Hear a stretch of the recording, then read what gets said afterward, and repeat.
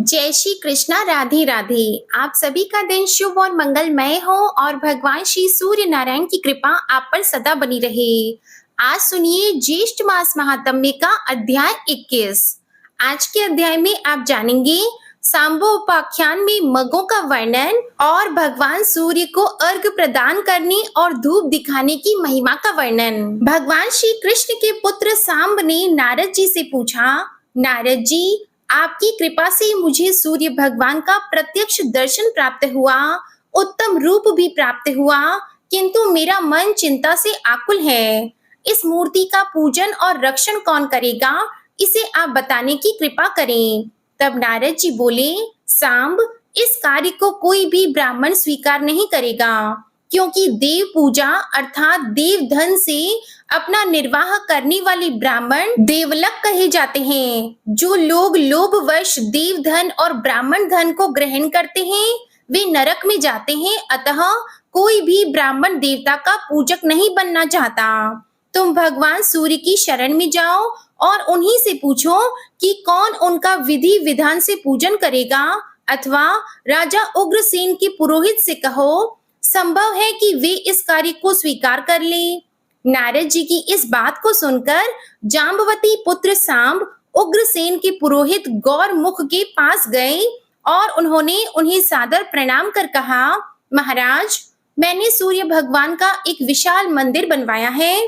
उसमें समस्त परिवार तथा परिच्छदों एवं पत्नियों सहित उनकी प्रतिमा स्थापित की है और अपने नाम से वहां एक नगर भी बसाया है। आपसे मेरा यह विनम्र निवेदन है कि आप उन्हें ग्रहण करें। यह सुनकर गौरमुख ने कहा, सांब, मैं ब्राह्मण हूँ और आप राजा हैं। आपके द्वारा दिए गए इस प्रतिग्रह को लेने पर मेरा ब्राह्मणत्व नष्ट हो जाएगा। दान लेना ब्राह्मण का धर्म है, किंतु देव प्रतिग्रह ब्राह्मण को नहीं लेना चाहिए। आप यह दान किसी मग को दे दें, वही सूर्य देव की पूजा का अधिकारी है। सांब ने पूछा, महाराज, यह मग कौन है, कहाँ रहते हैं, किसके पुत्र हैं, इनका क्या आचार है, आप कृपा कर बताएं। तब गौरमुख बोले, मग भगवान सूर्य तथा निक्षुभा के पुत्र हैं। पूर्व जन्म में निक्षुभा महर्षि ऋगजहव की अत्यंत सुंदर पुत्री थी। एक बार उसे अग्नि का उल्लंघन हो गया, फल स्वरूप भगवान सूर्य रुष्ट हो गए। बाद में अग्नि रूप भगवान सूर्य के द्वारा निक्षुभा का जो पुत्र हुआ वही मग कहलाया। भगवान सूर्य के वरदान से ये ही अग्नि वंश में उत्पन्न अव्यंग को धारण करने वाले मग सूर्य के परम भक्त हुए और सूर्य की पूजा के लिए नियुक्त हुए। भगवान सूर्य की पूजा करने वाले मग शाक द्वीप में निवास करते हैं। आप भगवान सूर्य के पूजक के रूप में उन्हें प्राप्त करने के लिए शाक द्वीप जाएं। अनंतर सांब ने द्वारका जाकर अपने पिता भगवान श्री कृष्ण को सब समाचार सुनाया। फिर वे उनकी आज्ञा प्राप्त कर गरुड़ पर सवार होकर शीघ्र ही शाक द्वीप पहुंच गए। वहां जाकर उन्होंने अतिशय तेजस्वी महात्मा मगों को सूर्य भगवान की आराधना में संलग्न देखा। सांब ने उन्हें सादर प्रणाम कर उनकी प्रदक्षिणा की। सांब ने कहा, आप लोग धन्य हैं। आप सबका दर्शन सबके लिए कल्याणकारी है। आप लोग सदा भगवान सूर्य की आराधना में लगे हुए हैं। मैं भगवान श्री कृष्ण का पुत्र हूँ। मेरा नाम सांब है। मैंने चंद्रभागा नदी के तट पर सूर्य देव की मूर्ति की स्थापना की है। उनकी आज्ञा के अनुसार उनकी विधिवत आराधना के निमित्त शाक द्वीप से जम्बू द्वीप में ले जाने के लिए मैं आपकी सेवा में उपस्थित हुआ हूँ। मेरी सविनय प्रार्थना है कि आप लोग कृपा कर जम्बू द्वीप में पधारें और भगवान सूर्य की पूजा करें। तब मगों ने कहा, सांब, इस बात की जानकारी भगवान सूर्य ने हमें पहले ही दे दी है।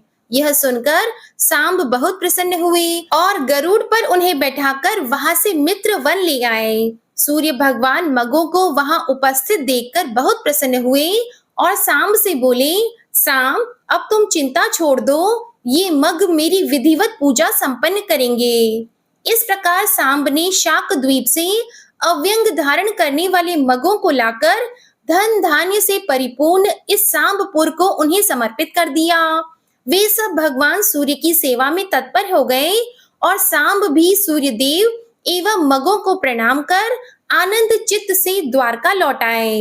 इसके बाद एक बार सांब ने महर्षि व्यास से मगों द्वारा धारण किए जाने वाले अव्यंग के विषय में जिज्ञासा प्रकट की। तब व्यास जी ने कहा, सांब, मैं तुम्हें अव्यंग के विषय में बताता हूँ, उसे सुनो। देवता, ऋषि, नाग, गंधर्व, अप्सरा, यक्ष और राक्षस ऋतु क्रम से भगवान सूर्य के रथ के साथ रहते हैं। यह रथ वासुकी नामक नाग से बंधा रहता है। किसी समय वासुकी नाग का केंचुल उतारकर गिर पड़ा, तब नागराज वासुकी के शरीर से उत्पन्न उस केंचुल को भगवान सूर्य ने सुवर्ण और रत्नों से अलंकृत कर अपने मध्य भाग में धारण कर लिया।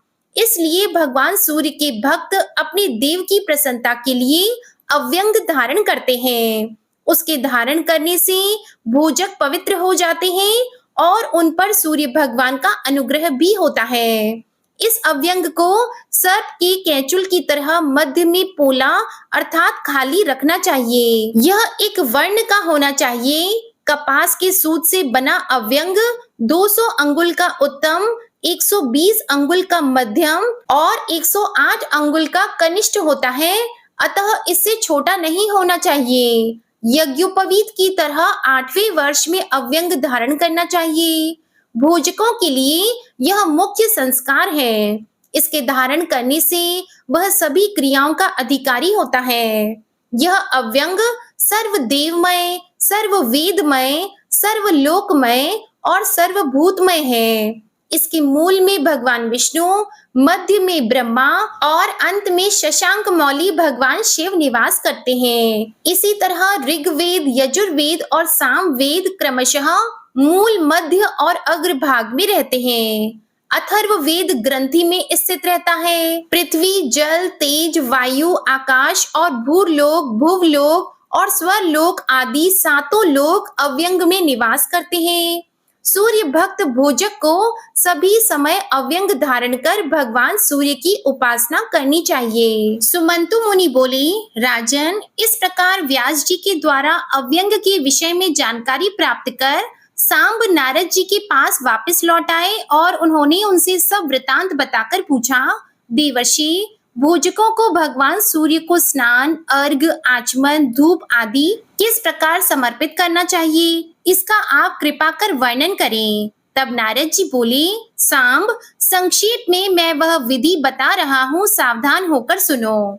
सबसे पहले शौच आदि से निवृत्त होकर आचमन पूर्वक नदी में या जलाशय आदि में स्नान करना चाहिए। इसके बाद स्वर्ण दान करके 3 बार आचमन करें। शुद्ध वस्त्र पहनकर पवित्री धारण कर पूर्वाभिमुख या उत्तराभिमुख होकर आचमन करना चाहिए। इसके बाद 2 बार मार्जन और 3 बार अभ्युक्षण करें। आचमन के बिना की गई क्रिया निष्फल होती है और इसके बिना पुरुष शुद्ध भी नहीं होता। वेद में कहा गया है कि देवता पवित्रता को ही चाहते हैं। आचमन करने के बाद मौन होकर देवालय में जाना चाहिए। आसन पर बैठकर प्राणायाम कर सिर को कपड़े से ढके तथा विविध पुष्पों से सूर्य भगवान की पूजा करें। व्याहृति पूर्वक गायत्री मंत्र से गुग्गुल का धूप दें। फिर भगवान सूर्य के मस्तक पर पुष्पांजलि अर्पित करें। रक्त चंदन, पद्मा, करवीर, कुमकुम आदि को जल में मिलाकर तांबे के पात्र से भगवान सूर्य को अर्घ देना चाहिए। अर्घ पात्र को हाथ में उठाकर भगवान सूर्य का आह्वान करें तथा दोनों जानुओं पर बैठकर भगवान सूर्य का अपने हृदय में ध्यान करते हुए इस मंत्र से अर्घ प्रदान करें। मंत्र है, एहि सूर्य सहस्त्रांशो तेजो राशि जगतपति अनुकंपय माम देव ग्रहणार्घ्यम दिवाकर। इसके बाद प्रार्थना करें। तीनों काल स्नान कर इस प्रकार जो भगवान सूर्य की आराधना करता है तथा धूप देता है, वह अश्वमेध यज्ञ का फल प्राप्त करता है और उसे धन, पुत्र तथा आरोग्य की भी प्राप्ति हो जाती है एवं अंत में वह भगवान सूर्य में लीन हो जाता है। उत्तम पुष्पों के न मिलने पर पत्रों से ही पूजन करें। धूप ही दें या भक्ति पूर्वक जल ही सूर्य भगवान को समर्पित करें। यदि यह भी न हो सके तो प्रणाम ही करें। प्रणाम करने में असमर्थ हो तो मानसिक पूजा करें। यह विधि द्रव्य के अभाव में करनी चाहिए। द्रव्य रहने पर विधि पूर्वक सभी सामग्रियों से पूजन करें। भक्ति पूर्वक सूर्य भगवान की पूजा देखने वाले को भी अश्वमेध यज्ञ का फल मिलता है और सूर्य लोक की प्राप्ति होती है। धूप दान के समय सूर्य का दर्शन करने पर उत्तम गति प्राप्त हो जाती है। अब जानिए भगवान सूर्य के कालात्मक चक्र का वर्णन। सुमंतु मुनि बोले, राजन, एक बार महातेजस्वी सांब ने अपने पिता भगवान श्री कृष्ण के हाथ में ज्वाला मालाओं से प्रदीप्त सुदर्शन चक्र को देखकर पूछा, देव, आपके हाथ में जो यह सूर्य के समान चक्र दिखाई दे रहा है, यह आपको कैसे प्राप्त हुआ तथा भगवान सूर्य के चक्र को कमल की उपमा कैसे दी गई है, इसे आप बताएं।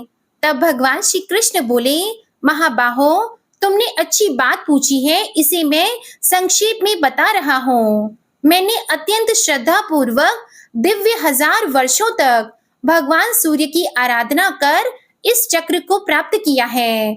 भगवान भास्कर आकाश में विचरण करते रहते हैं, जिनके रथ चक्र के नाभि मंडल में चंद्र आदि ग्रह अवस्थित हैं। अरो में 12 आदित्य बताए गए हैं। पृथ्वी आदि तत्व मार्ग में पड़ने वाले तत्व हैं। इन तत्वों से यह कालात्मक चक्र व्याप्त है। भगवान सूर्य ने अपने इस चक्र के समान ही दूसरा चक्र मुझे प्रदान किया है। इस कमल रूपी चक्र के 6 दल ही 6 ऋतुएं हैं। कमल के मध्य में जो पुरुष अधिष्ठित हैं, वे ही भगवान सूर्य हैं, जो भूत, भविष्य तथा वर्तमान तीनों काल कहे गए हैं। वे चक्र की 3 नाभियां हैं। 12 महीने अरे तथा पक्ष परिधियां हैं। नेमिया दक्षिणायन तथा उत्तरायण 2 अयन हैं। नक्षत्र, ग्रह तथा योग आदि भी इसी चक्र में अवस्थित है। स्थूल और सूक्ष्म के भेद से यह चक्र सर्वत्र व्याप्त है। दुष्टों का दमन करने के लिए मैंने इस चक्र को आराधना के द्वारा भगवान सूर्य से प्राप्त किया है। इसलिए ग्रहों और तत्वों से समन्वित इस चक्र की मैं निरंतर पूजा करता रहता हूँ। जो चक्र में स्थित भगवान सूर्य की भक्ति पूर्वक पूजा करता है, वह तेज में भगवान सूर्य के समान हो जाता है। सप्तमी तिथि को जो भगवान सूर्य का चक्र अंकित करके उनकी रक्त चंदन, करवीर के पुष्प, कुमकुम, रक्त कमल, धूप दीप नैवेद्य, चामर छत्र एवं फल आदि से पूजा करता है तथा विविध नैवेद्यों का भोग लगाता है, पुण्य कथाओं का श्रवण करता है, वह अपनी संपूर्ण कामनाओं को प्राप्त कर लेता है। इसी प्रकार जो संक्रांति तथा ग्रहण आदि में चक्र की पूजा करता है, उसके ऊपर सभी ग्रह प्रसन्न हो जाते हैं। वह संपूर्ण रोगों और दुखों से रहित हो जाता है एवं समस्त ऐश्वर्यों से युक्त होकर चिरंजीवी होता है। जय श्री कृष्णा। आज का अध्याय यहीं समाप्त हुआ। इसके आगे का वृतांत आप अगले अध्याय में सुनेंगे। अब आप सुनिए विष्णु चालीसा का पाठ। विष्णु सुनिए विनय सेवक की चितलाए, कीरत कुछ वर्णन करो दीजिए ज्ञान बताए। नमो विष्णु भगवान खरारी, कष्ट नशावन अखिल बिहारी। प्रबल जगत में शक्ति तुम्हारी, त्रिभुवन फैल रही उजियारी। सुंदर रूप मनोहर सूरत, सरल स्वभाव मोहनी मूरत। तन पर पीतांबर अति सोहत, बैजंती माला मन मोहत। शंख चक्र कर गदा विराजी, देखत दैत्य असुर दल भाजी। सत्य धर्म मद लोभन गाजी, काम क्रोध मद लोभन छाजी। संत भक्त सज्जन मन रंजन, धनुज असुर दुष्टन दल गंजन। सुख उपजाए कष्ट सब भंजन, दोष मिटाय करत जन सज्जन। पाप काट भव सिंधु उतारण, कष्ट नाश कर भक्त उबारण। करत अनेक अनेक रूप प्रभु धारण, केवल आप भक्ति के कारण। धरणी धेनु बन तुम ही पुकारा, तब तुम रूप राम का धारा। भार उतार असुर दल मारा, रावण आदिक को संहारा। आप वराह रूप बनाया, हिरण्याक्ष को मार गिराया। धर्मस्य तन सिंधु बनाया, 14 रत्नन को निकलाया। अमिलख असुरन द्वंद मचाया, रूप मोहिनी आप दिखाया। देवों को अमृत पान कराया, असुरन को छवि से बहलाया। कूर्म रूप धर सिंधु मझाया, मंदराचल गिरि तुरत उठाया। शंकर का तुम फंद छुड़ाया, भस्मासुर को रूप दिखाया। वेदन को जब असुर डुबाया, कर प्रबंध उन्हें ढूंढवाया। मोहित बन कर खल ही नचाया, उस ही कर से भस्म कराया। असुर जलंधर अति बलदाई, शंकर से उनकी न लड़ाई। हार पार शिव सकल बनाई, कीन सती से छल खल जाई। सुमिरन कीन तुम्हें शिव रानी, बतलाई सब विपत कहानी। तब तुम बने मुनीश्वर ज्ञानी, वृंदा की सब सुरति भुलानी। देख 3 धनुज शैतानी, वृंदा आए तुम्हें लपटानी। हो स्पर्श धर्म क्षति मानी, हना असुर उर शिव शैतानी। तुमने ध्रुव प्रहलाद उबारे, हिरणाकुश आदिक खल मारे। गणिका और अजामिल तारे, बहुत भक्त भव सिंधु उतारे। हरहु सकल संताप हमारे, कृपा करहु हरि सिरजनहारे।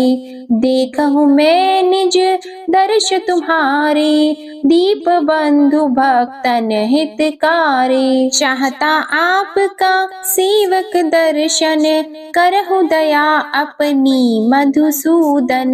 जानो नहीं योग्य जब पूजन, होय यज्ञ स्तुति अनुमोदन। शील दया संतोष सुलक्षण, विदित नहीं व्रत बोध विलक्षण। करहु आपका किस विधि पूजन, कुमति विलोक होत दुख भीषण। करहु प्रणाम कौन विधि सुमिरन, कौन भांति मैं करहु समर्पण। सुर मुनि करत सदा सेवकाई, हर्षित रहत परम गति पाई। दीन दुखिन पर सदा सहाई, निज जन जान लेव अपनाई। पाप दोष संताप नशाओ, भव बंधन से मुक्त कराओ। सुत संपत्ति दे सुख उपजाओ, निज चरणन का दास बनाओ। निगम सदा ये विनय सुनावे, पढ़े सुने सो जन सुख पावे। श्री विष्णु चालीसा समाप्त होती है। प्रेम से बोलिए भगवान विष्णु और माता लक्ष्मी की जय। आपको ये कथा पसंद आई हो तो वीडियो को लाइक कीजिएगा, शेयर कीजिएगा, कमेंट में भगवान श्री सूर्य नारायण की जय लिखिएगा और चैनल को भी सब्सक्राइब करिएगा। इसी के साथ आज गुरुवार को आप हमारे चैनल पर बृहस्पतिवार की व्रत कथा भी जरूर सुनिएगा। प्रेम से बोलिए श्री हरि विष्णु जी की जय।